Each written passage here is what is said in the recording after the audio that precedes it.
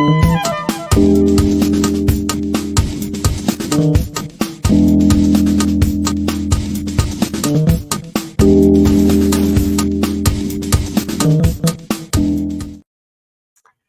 there, and welcome to an Ignite Press book launch livecast. I'm so glad that you have joined us here today.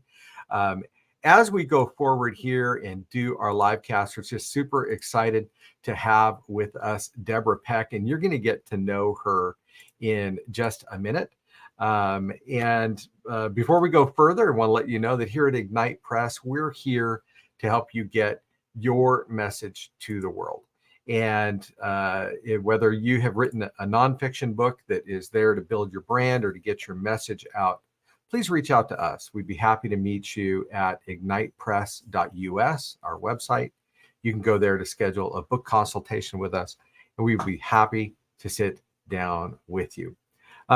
Today, I'm excited because I'm bringing to you Deborah Peck, and Deborah is a wealth of information and knowledge. And she's going to talk with us today about her new book, Turning Intuition into Science, Harnessing the Power of Organizational Network Analysis. So, Deborah, why don't you come on here, and how are you today? I'm doing very well. This is very exciting, Everett. The pretty crazy thing to be launching your baby, right? Your baby is launched to the world. Yes. It's exciting and a little scary, but hey, it's there. So not every day that you see your book published and launched. I mean, so few people ever see this moment. So congratulations to you, Deb, for seeing this come to life. It's really, really great. Now, before we get into turning intuition into science, and before we get into ONA, organizational network analysis, tell us a little bit about yourself. Well, I actually come at this experiencing two careers. So my first career was actually in technology, in data network and data networking. So I was in technology organizations for years, and then ascending levels of leadership. And so I gained so much knowledge and experience in business, business management, leadership, all that sort of thing. And life circumstances kind of presented themselves to where I had a choice to make and an opportunity. And I chose to leave technology, get my doctorate degree in industrial organizational psychology, and started my own business. And that brought me into a very different world, which I thoroughly enjoy. I do believe that this is where my heart is. This is where I belong. And through that, I found my way and started building my business and discovered this methodology. Okay, and that methodology is organizational network analysis. And in your book, you mentioned that back in 2005, when you kind of started in this, people didn't know what that was. It was like an unknown thing. But you mentioned in your book also that even today, business leaders are very much unfamiliar with this. Can you explain for us what organizational network analysis is? And I've got some graphics here if you want me to pull one up. Yeah, pull up the one that has the org chart on one side and the maps on the other side that kind of describes it a little bit. This one here? Different one. That one, right Okay, there. terrific. So this one is kind of, it should be kind of familiar. Everybody understands what an org chart, most people, I shouldn't assume everybody does, but a lot of people see their organization using an org chart. And that's sort of explained here with the people connected. And basically, this is just telling you how are they organized in a structure, which is the hierarchy on the left, and functionally, how do they connect to each other. But what's really going on in the organization is more related on the right, which is all the networks and all those lines in between the people. That's how the work is actually getting done. So even though there's all these people with a role and responsibility and a reporting structure, which is very important, what's really happening to get the work done and make the business effective is how people are interacting and forming relationships and finding people that maybe they trust and want to work with and can get information. There's all different ways of looking at how people are connected. You need them both. The networks are not replacing the hierarchy. The hierarchy is not eliminating the network. They're both there. But what organizational network analysis does is help you see the networks in your organization. You can see everybody on the org chart. Before organization network analysis, you couldn't see how they were relating to each other. This process makes it visible, makes it manageable, makes it easier to uncover challenges, leverage points, and actually problem solve and make decisions. Okay, so that's really interesting because I was looking at that graphic, and I'm going to pull it back up. And I was thinking that, yes, we think of a traditional chart, right? You've got, pardon me, right? So the people, the way you've got the people laid out, but the ONA you're telling us is really the lines that we see behind it, right? Right. I And call it the white space on the org chart. okay, there you go.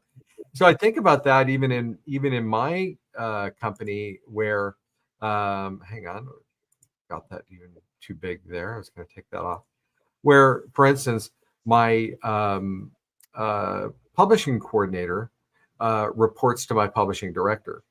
But that doesn't mean that I won't go communicate directly to the publishing coordinator.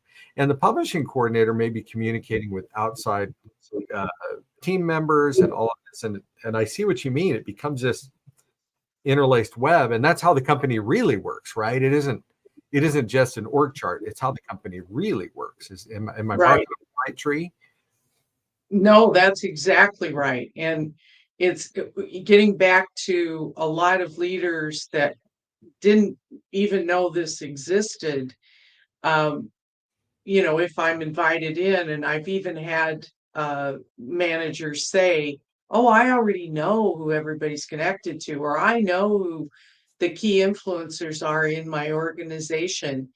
And it's difficult for me to say, well, you might know what you've seen them do if but you're not, most likely, if your job is to manage, let's say, even 10 people, you're not following them around every day to know that they're having this conversation with that person and that conversation with that person, and they're forming those relationships that maybe you really don't know that they have. And some of those relationships are very impactful to the people themselves to make them valuable. So people don't do their jobs all by themselves. They need the people around them and as part of the organization to really be effective. And how they form those relationships is what, and the value of those relationships is what organization network analysis does. It evaluates the power of some of those relationships and how influential some of those people become because they're working with others. They're not just doing it all by themselves. Okay, so this makes a lot of sense to me because what you're pointing out is that, like, you might have John in accounting has been interfacing with Suzanne in marketing, even though they're in no way connected on the org chart, but influencing each other, and in regards to some of the decisions that are being made, perhaps, and that makes perfect sense. How does this play out practically? Like you go into an organization, and I gather you help them create this ONA map that goes so far beyond their org chart, and then what do you learn from that, and how does that play out? Yeah, and it's usually an online survey. They answer questions that are specially designed to gather this kind of information. So it's not like a typical survey that you take, but it's usually only a few questions. Maybe at the most, there'd be 7 or 8 of these kinds of questions. That doesn't sound like a lot. The people's names are included, and so they pick people that they work with, and they say, "Well, I work with that person every day," or "I only work with them, maybe once a month," or something like that. And so there's metrics and ways for me to analyze that information. So, yes, I do help them gather that. And then and it's really doesn't take much time. So typically it takes maybe 10 minutes of every employee's time, which to me is one of the values of this. So it really is not imposing a lot on the employees to take the survey, but the value that comes from this data is so rich. It's so deep. It goes broad, it goes deep. I always say that I can tell them at a macro level what their organization looks like, and also at a micro level, which I can analyze individuals, I can analyze groups, departments, or anything like that. So that makes it very practical. And then if you would pull up that map that you had before with all the colors on it, I can show you an example. Yes, this one. This is to me, a very good example. I really like this story behind this. And as you can see from this, I can also separate everything based on some demographics. So this one in particular with the shapes shows generations. How are the generational differences showing up within the organization? And that's extremely valuable for lots of organizations. It helps with inclusion. It helps understanding, okay, we've worked really hard to have a diverse organization. Is it really working for us? There really isn't another way to measure the effectiveness of the work that organizations are putting into to expand their their goals in trying to bring in diversity of thought, diversity of kind, whatever it is. The colors on this are different departments, which I don't have identified, but you can see that there's a mix of activity and sharing of information. This map happens to be what I call the improvement map, and it was an organization that was looking at how can we um, be more efficient? How can we improve some of our processes? How can we move forward and make it easier for everybody to do their jobs? And this came from the people themselves. And what this was telling this organization is, if you see this kind of core group in the middle of everyone connected, and then over there on the right side where I have the box around it are clusters of other groups. And then at the bottom, you see these dyads or pairs of people who are also disconnected from the core, but still engaged. And so the way to understand this is these people are saying, I have improvement ideas. I have things that I think are important that would help our organization. And I'm telling these people that I'm connected to about them. But what this told the decision makers is those people in the rectangle and the pairs at the bottom, it was saying it's falling. They're coming up with ideas, but they're not getting implemented. They have no path to the decision makers who are in this core network to implement these new ideas. So they're basically falling by the wayside. And this organization took immediate action when they saw this. And they made a change to how the reporting structure, or how do we get these ideas, or who's going to approve these decisions. They made that immediately. So going forward, if I did another organization network analysis and did this network again, chances are a lot of these uh, disconnected groups from the core will now be connected to the core. They have a path to take that information forward. All right, that's very enlightening, and I'm glad you gave us that to bring up here. I think of that, and I see all those people around the bottom, like you said, they're just not connected in, so they may come up with ideas, they're not going in, which of course hurts the organization, right? They're lacking the creative input and ideas of a lot of people. There were a lot of people in those little pairs that were off to the bottom there.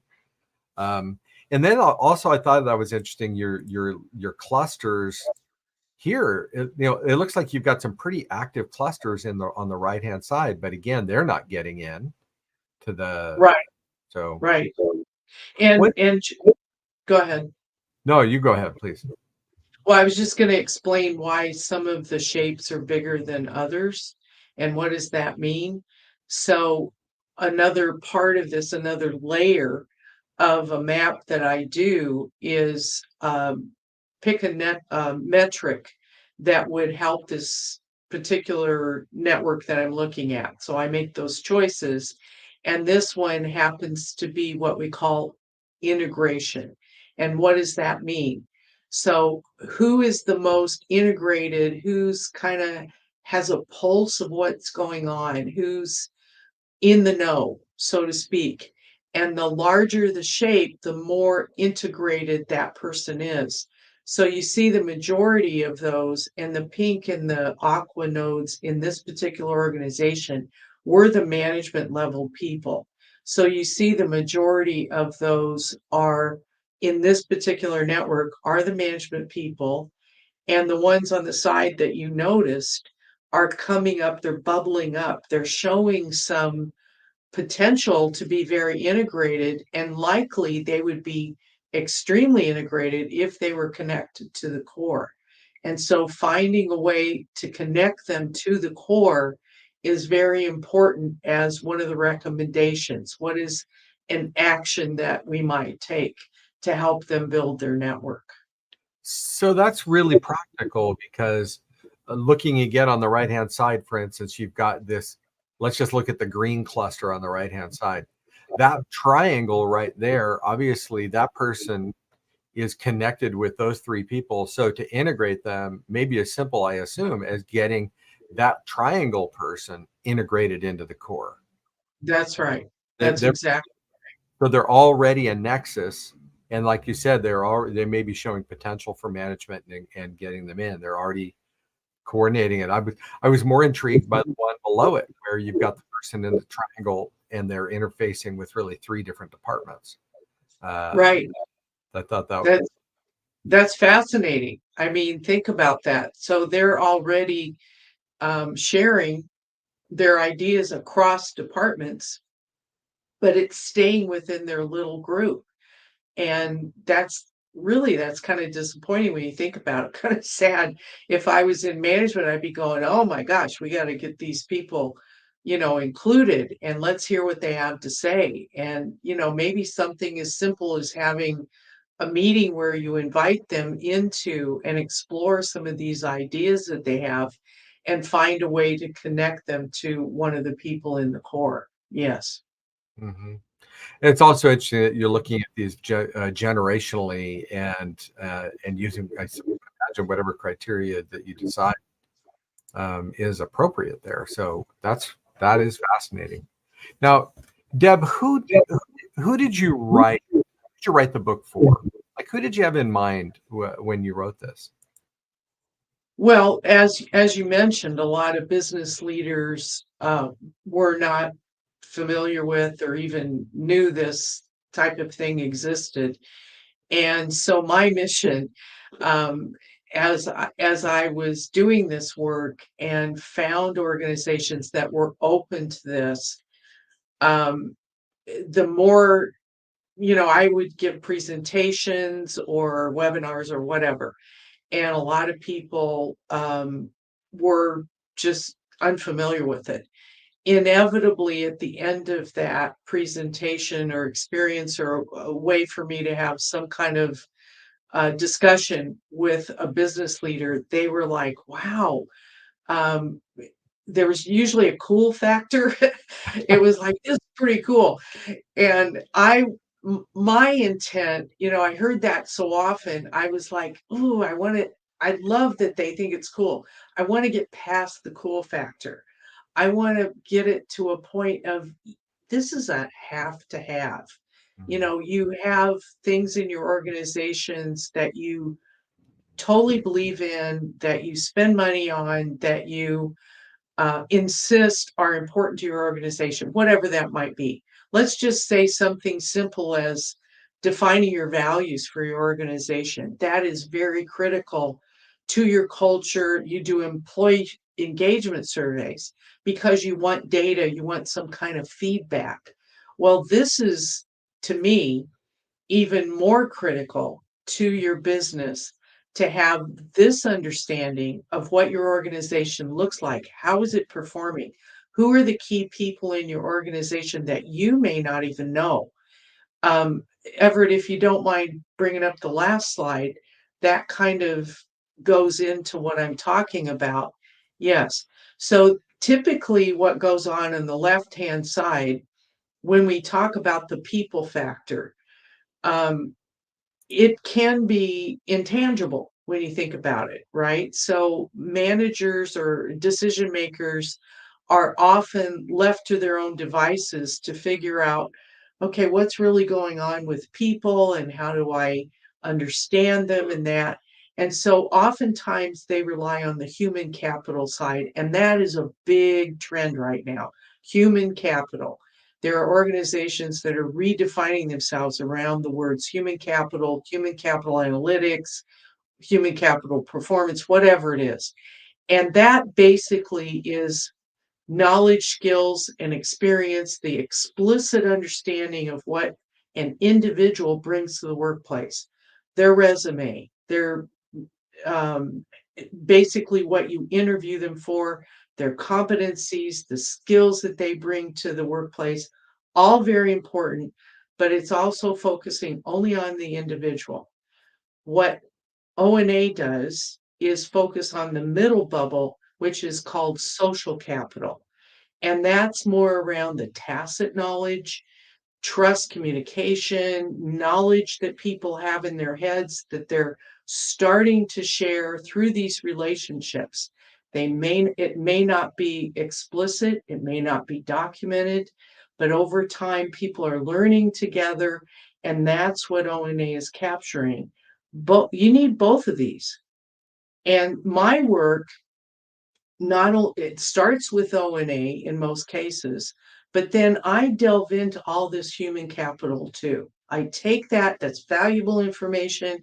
I'll analyze employee surveys, I'll analyze assessments, whatever, and I'll correlate that to the O&A environment. A lot of the clients I'm working with right now, that's exactly what I'm doing. And the research does indicate that I call it turbocharging your human capital by using O&A on top of that. And then that gives you the employee value over on the right. Okay, so I like to think in analogies and word pictures and things like that. Sure. And Yeah. and what I think of this is, if you were the owner of a football team and you hired a quarterback who had great human capital. They could throw the ball, they could read the defense, they could do all those things. They were really great at those things. But they weren't a great leader of the team or inspirer of the team, or they couldn't function as some of the glue that holds together. Then they would have high human capital but maybe low social capital, and you wouldn't and what you're really looking for is the sum of both to equal the actual employee value. is someone who's going to be, has all those human capital things, but also the social capital. And that's how you really can evaluate the worth of your employee. Did I get it right? Did I pass the test? Let me just pick a different sport, if you don't mind. Oh, Okay. and here's why. Because I think this is kind of familiar with a lot of people. Moneyball. Moneyball is, I think, a lot of people have seen the movie, and it's based on reality, right, of Oakland A's and the success and turnaround from the manager of the Oakland A's. I've got a whole presentation around this, and I see this as a form of using O&A. And here's why: because the Oakland A's were struggling, right? And they were picking their stars based on what they've always done. And it was a little subjective.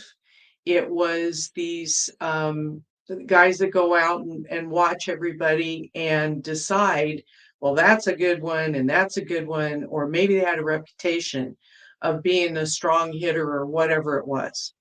And they, Billy Bean actually listened to a guy that was pretty nerdy and did a lot of analytics, a side of me that I have, yes. And basically looked at the statistics and the metrics and reevaluated how they would pick their stars. And it made this huge difference. So I see that here is if you take the time to look at all of your employees holistically, right? So you don't just look at the human capital and what skills and experience they have. That's important, but it's not enough. So now you look at and exactly what you just said. What kind of relationship factors do they have? And it doesn't mean that they have to be, you know, all leaders or extroverts or super social or anything like that. There's value with some of the ones that are a little more under the radar and but know everything that's going on. They too can form very valuable relationships. It doesn't have to be direct connections, it can be indirect connections and how much influence they might have on somebody. So I see the correlation between Moneyball and what I do.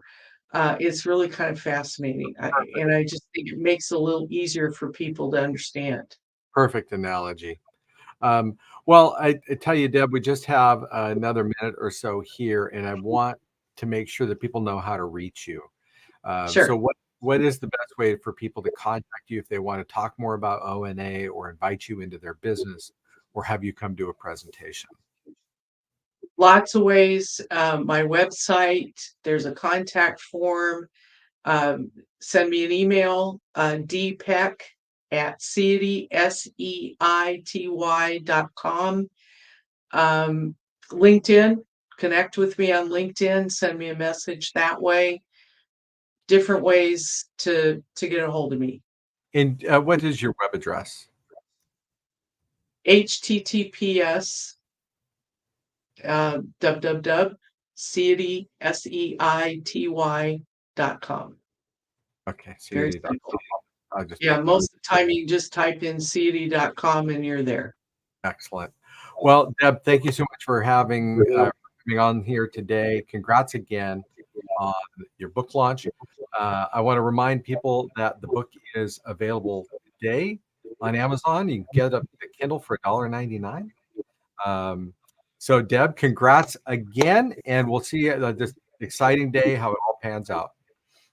Thank you, Everett. It was a pleasure. All right. Take care. So glad to have you here. So everybody go buy the book now and pick up your copy on Amazon. And we're excited that you can learn from Deb. Thanks.